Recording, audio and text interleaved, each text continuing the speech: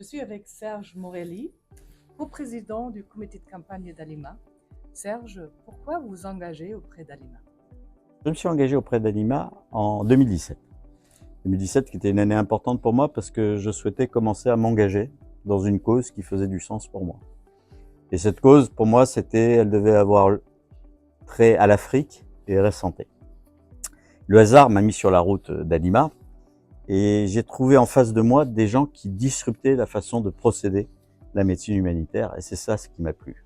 Et si je vous donne 3 singularités d'Alima, c'est la première.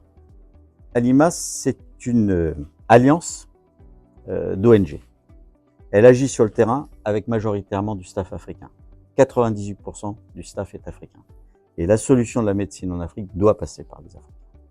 Deuxième raison, 93% des dons que nous récupérons vont directement à l'opérationnel. Pourquoi? Parce que le siège d'Alima est à Dakar, parce que les médecins sont africains, ils sont sous contrat local. Et ça, c'est important pour des gens comme nous.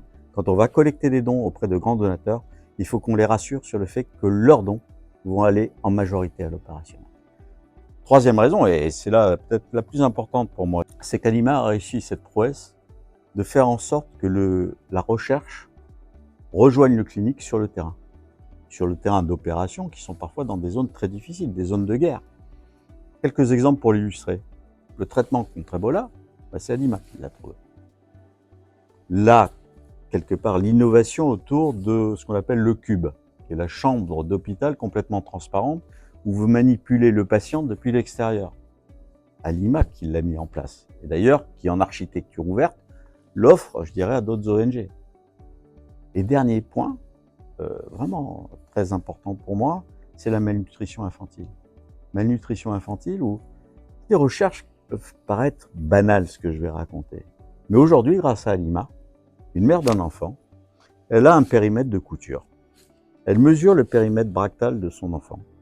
Et quand il est dans la zone orange ou rouge de ce mètre de couture, eh ben, elle peut aller dans un centre d'Alima pour récupérer des sachets de nourriture, pour faire en sorte de lutter contre la malnutrition aiguë. Et ça, c'est formidable quand on voit ça. Et moi, pourquoi, à la limite, si je résume pourquoi je me suis engagé, c'est que je ne peux pas supporter que des enfants, des femmes, des hommes ne puissent pas bénéficier d'un parcours de soins décent et respectueux en Afrique, par exemple.